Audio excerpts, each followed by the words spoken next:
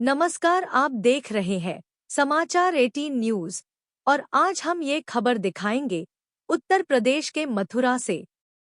समाधान दिवस में कुल 21 शिकायतें, 2 का मौके पर ही निस्तारण। फरियादियों के बार बार आने पर भी शिकायतों का नहीं हो रहा निस्तारण।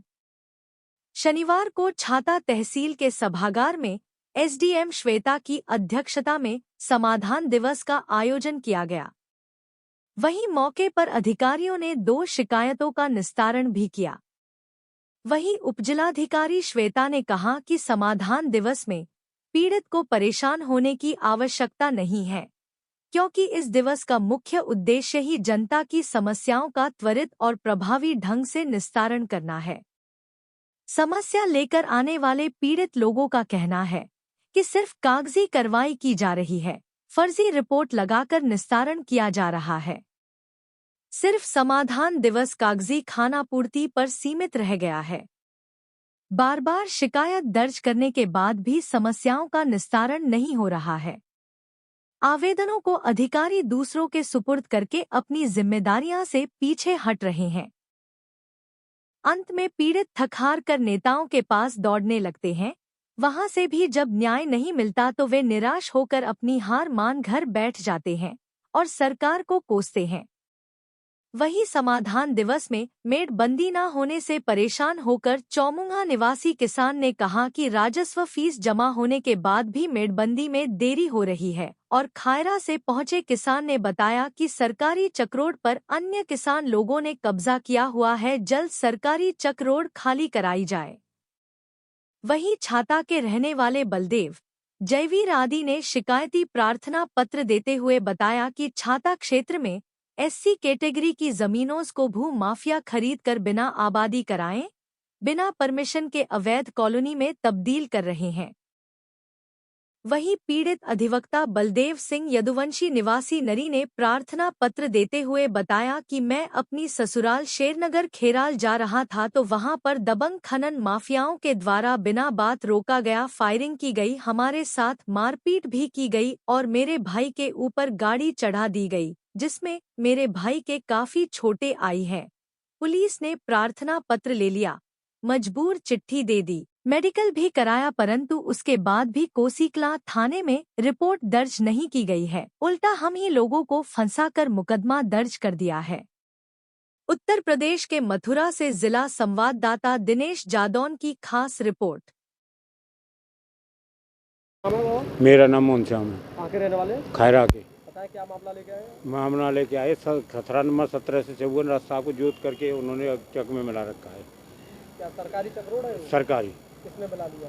वो मतलब तेराम, हरिक का कहते रमाकांत, अश्विनी, ठाकुरलाल, लच्छी और वो का कहते रमेश और भगवत दिवस में प्रार्थना पत्र दिया है। क्या आश्वासन मिला यहाँ पे? यह आश्वासन ये मिला है कि कानून को साहब ने कह दिया कि हम वहाँ नाप गए थे और वो कहा कहते वहाँ चक्रोड 3 गट्ठा का मिला है, जबकि एक भी गट्ठे का चक्रोड नहीं है मौके पर। मौके पर चक्रोड है ही नहीं।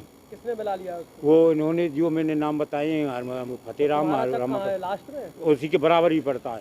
तो खेत पर कैसे आना जाना होता है? खेत पे तो आगे से रास्ता से घुस जाते हैं हम, वो हमारे रास्ता से। हाँ, आगे जो रास्ता है वहाँ से जाके आप क्या चाह रहे हैं? हम उसको निकलवाना चाह रहे। चक्रोड को निकलवाना। हाँ। क्या नाम है तुम्हारा? सर जयवीर सिंह नाम है मेरा। सर मैं समाधान दिवस में आज से पूर्व भी कई बार एप्लीकेशन दे चुका हूं, लेकिन अधिकारी सोए हुए हैं, कोई कार्रवाई किसी पे नहीं हो रही है। मामला ये है कि छाता क्षेत्र के अंदर अवैध कॉलोनियों का निर्माण हो रहा है, बिना किसी 143 पास कराए, बिना किसी एनओसी लिए, तथा इन भूमाफियाओं ने अवैध रूप से कॉलोनी का निर्माण कर रहे हैं तथा लोगों से पैसों की ठगी हो रही है। सचिव को भी एमबीडीए में शिकायत दी गई है कई बार शिकायत देने के बावजूद भी कोई कार्रवाई नहीं होती है। आज से पूर्व भी हमने मतलब बहुत मामला संज्ञान में लेवाया पर कोई मामला संज्ञान में नहीं। कॉलोनी कौन बना रहा है? कहाँ पर बन रही है ये? अवैध कॉलोनी ये छाता क्षेत्र के अंदर ऑर्गेनिक कुंज के बगल में लॉर्ड कृष्णा आवासीय योजना के तहत SC ST की जमीन को अनऑथराइज तरीके से जनरल में लाके उस कॉलोनी का निर्माण किया जा रहा है, जिसके कर्ता धर्ता प्रमोद कुमार पुत्र श्री नत्थीलाल मथुरा के निवासी हैं। आप कैसे प्रूव करते हैं अवैध है ये? सर जिसका कि हमारे पास बैनामा है, जिसके खतौनी में कोई भी 143 का मामला दर्ज नहीं है, ना ही कोई एमबीडीए की एनओसी उनके द्वारा दिखाई गई है। तो आप क्या चाह रहे हो? सर मैं चाहता हूं कि इस कॉलोनी पर सख्त से सख्त कार्रवाई हो तथा आज से आगे लोगों को दिक्कत आए उस परेशानी से मैं पहले ही अवगत कराना चाहता हूं। अभी अधिकारियों को अवगत कराया सर यहाँ पर मौजूद है एसडीएम, तो क्या आश्वासन मिला वहाँ? सर आश्वासन उन्होंने बोला है कि हम सचिव को देंगे। सचिव को सर 3 बार ऑलरेडी पहले हम एप्लीकेशन दे चुके हैं, बट एप्लीकेशन बीच में से गायब हो जाता है, कोई उसके खिलाफ कार्रवाई नहीं होती है। हम चाहते हैं कि कॉलोनी का ध्वस्तीकरण हो, क्योंकि सर आज से आगे अगर कोई योजना आई सरकारी तो उन लोगों को कोई भी मुआवजा नहीं मिलेगा। क्यों? अनऑथराइज कॉलोनी है, कोई 143 पास नहीं है, एमबीडीए पास नहीं, ना ही कोई एनओसी ली गई है। ये सर 8 से 10 एकड़ की कॉलोनी है, बड़ी कॉलोनी है, 150 से 200 प्लॉट उन्होंने सोल्ड आउट कर दिए। आपको क्या आपत्ति है? हमको ये आपत्ति है सर, हम लोगों के साथ भी ठगी की गई है, पैसे हड़पे गए उन लोगों के द्वारा। आपने प्लॉट ली थी? सर प्लॉट के लिए मैंने पैसा दिया था उनको, पैसों की ठगी हो गई, उल्टा हम पे मुकदमा दर्ज करने की धमकी देते हैं। तो आप उस पर कार्रवाई चाहते हैं? हम कार्रवाई चाहते हैं, सख्त से सख्त कार्रवाई हो तथा उसका कॉलोनी का ध्वस्तीकरण हो। बलदेव सिंह मतलब जी कहाँ के रहने वाली? जी दरी। तो बताएं, आप समाधान दिवस में आए हो, क्या कुछ समस्या है? समस्या ये है कि 10 तारीख को मैं और मेरा भाई मेरी ससुराल सेन नगर जा रहे थे शाम को करीब 6 बजे। जी। तो वहाँ वीरेंद्र प्रधान और बोबू मोटरसाइकिल से धूलकोट के लेकर कहासुनी हो गई थी। जब वहाँ से हम 11 तारीख को लौट रहे थे तो ये सभी भाई एक राय होकर, जिसमें वीरेंद्र, बोबू, सुरेंद्र, बन्नो, श्याम, अजीत, ये सभी भाई एकजुट होकर पहले से एक राय होकर जो है अपने प्लांट के सामने हमारे ऊपर इन्होंने फायर किया तमंचे और पिस्टल से, जिसकी सूचना मैंने 10:76 पर वह थाने पर लिखित में दी। उसके बावजूद जब मेरे ससुर साहब की तबीयत खराब हुई तो मेरा भाई राजागढ़ी रास्ते होते हुए सेन नगर वापस जा रहा था करीब रात्रि 8:30 बजे। तो इन्होंने जान से मारने की नीयत से थार गाड़ी से, जिसका नंबर है आप HR 29 BD 1547, उसे मेरे भाई को जान से मारने नीयत से ऊपर चढ़ा दिया, जिसकी पुलिस द्वारा मेडिकल कराया गया, जिसकी तहरीर मैंने थाने पर जाकर 12 तारीख को दी। तो पुलिस ने अरविंद यादव क्राइम इंस्पेक्टर वहाँ मिले, उन्होंने कहा आपकी सही घटना मैं इसे दर्ज करता हूँ। उसके बाद वो 12 को हमारी FIR दर्ज नहीं होती है, 13 को फिर से जाते हैं तो हमें फिर गुमराह कर दिया जाता है। उसकी हम IGRS मुख्यमंत्री पोर्टल पर भी करते हैं, लेकिन अभी तक हमारी रिपोर्ट दर्ज नहीं हो पा रही है। उल्टा पुलिस ने जो है, मैं रेगुलर अधिवक्ता हूँ, यहीं तहसील छाता में प्रैक्टिस करता हूँ, मेरे ऊपर भी खनन का मामला दर्ज कर लिया गया है, जो कि निराधार और फर्जी है। और आज जो घटना स्थल के गांव है सेन नगर, वहाँ से 8-10 लोग आए हैं जिन्होंने एफिडेविट उस घटना के संबंध में दिया कि ये घटना सही है और सत्य है।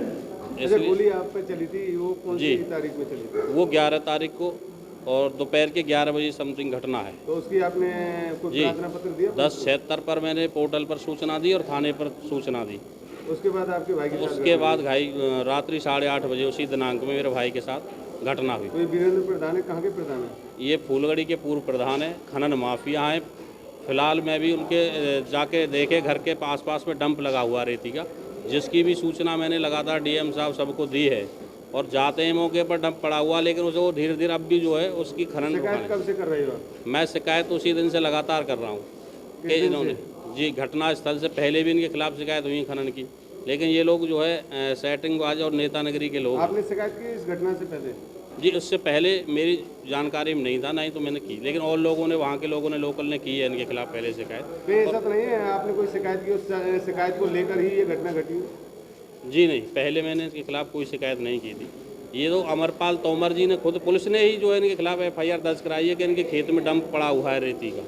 अब वो इस डंप को चोरी करके हटा रहे हैं वहाँ से। तो ये खनन माफिया हैं, उन लोगों से हमें अभी भी खतरा बना हुआ है। मेरा भाई जो चोटिल है वो भी साथ में है। अब आप SDM महोदय से उसके हिसाब से मिले क्या? जी मैंने प्रार्थना यही की है कि हमारी FIR दर्ज की जाए, जो कि अभी तक दर्ज नहीं हो पा रही है। जब बताएं समाधान दिवस में कितनी शिकायत हुई और कितने का मौके पर निस्तारण? आज कुल 21 शिकायतें प्राप्त हुई, जिसमें से 2 का मौके पर निस्तारण हुआ और बाकी से शिकायतों का समयानुसार निस्तारण कर दिया जाएगा। एक श्रीनगर खैरार का मामला है, एक व्यक्ति को रास्ते में एक गाड़ी द्वारा एक्सीडेंट किया गया, क्या कुछ प्रकरण है आपके पास? इस संबंध में जो शिकायत आई है उसमें जांच की जाएगी और जो एक्सीडेंट संबंधी बात बताई गई है, अगर वो कोशिश की जाएगी वो आइडेंटिफाई हो किसने एक्सीडेंट किया है और उस पर जो भी नियमानुसार जो कार्रवाई बनती है उसको किया जाएगा। वैसे सुनने में आ रहा है कि दोनों ही खनन माफिया, ऐसा कुछ? इस संबंध में जांच की जाएगी। अभी ये पुष्टि कर पाना कि कौन किस प्रकार की प्रवृत्ति का है, किस प्रकार के नहीं है, वो किया जाना अभी संभव नहीं है। अगर जो भी इसमें दोषी होगा जिस भी पक्ष की तरफ से उनके खिलाफ नियमानुसार कार्रवाई की जाएगी। एससी की जमीनों पर बिना परमिशन के लिए अवैध कॉलोनी बनाई जा रही है छाता में। इस संबंध में आज एक शिकायत प्राप्त हुई थी कि प्लॉटिंग की जा रही है, उसमें हम जांच करवाएंगे और 104, 105 रेवेन्यू कोड में केस दर्ज करने का प्रावधान होता है, जिसमें यदि अगर कोई भूमि है जिसका रेवेन्यू कोड की धारा जिस परमिशन 98 की होती है उसमें नहीं ली गई है, तो उसको राज्य सरकार में निहित किया जा सकता है उस भूमि को, तो उसके तहत कार्रवाई उसमें की जाएगी। इस तरह की और भी कार्रवाई हमारे यहाँ चल रही है। एक मैम सबसे बड़ी समस्या है जो राशन डीलरों को जो राशन दिया जाता है, राशन उपभोक्ताओं का कहना है कि राशन डीलर हर जगह घटतौली में दे रहे हैं, 1 यूनिट का कम राशन दे रहे हैं। ऐसा कुछ इस समय आज तो इस प्रकार का कोई शिकायत नहीं आई। हालांकि कुछ लोग की ये शिकायत ज़रूर आई थी कि उनका नाम जो है जोड़ा जाए या तो इसमें राशन की लिस्ट में, वो पात्रता की जांच करके उसको किया जाएगा। और कुछ की आई थी कि उनका नाम पहले था तो किसी वजह से वो हटा है, तो क्या वजह है उसकी जांच करके उसको भी जांच करके जैसे कि 1 यूनिट एक उसमें 4 यूनिट है, 3 यूनिट का दिया जाता है, घटतौली की जाती है। इस तरह की कोई शिकायत आज आई नहीं है, बट अगर ऐसी कोई शिकायत आएगी तो उसकी बाकायदा जांच की जाएगी। जो सरकार का नियम है, जो माप है, जितनी यूनिट का देना है, जितनी यूनिट का कार्ड होल्डर है उतनी यूनिट के हिसाब से हर प्रति व्यक्ति को जितना राशन दिया जाना है उतना मिलेगा। अंत्योदय का अलग और जो नॉर्मल राशन का है उसका अलग। कुछ किसानों ने मेड़बंदी का मुकदमा दायर, उन्होंने फीस भी जमा की है पर फिर भी मेड़बंदी नहीं हुई। इस प्रकार का एक ही संदर्भ अभी मेरे सामने आया था। उन्होंने अभी 5 से 6 दिन पहले मेड़बंदी का मुकदमा डाला है। तो मेड़बंदी की प्रक्रिया, क्योंकि ये समय ही होता है जब खेत खाली होते हैं तो सभी इसी टाइम पे डालते हैं, तो करीब पिछले 3 महीनों में हम कम से कम 60 के आसपास मुकदमों का मेड़बंदी का निस्तारण किया होगा हम लोगों ने।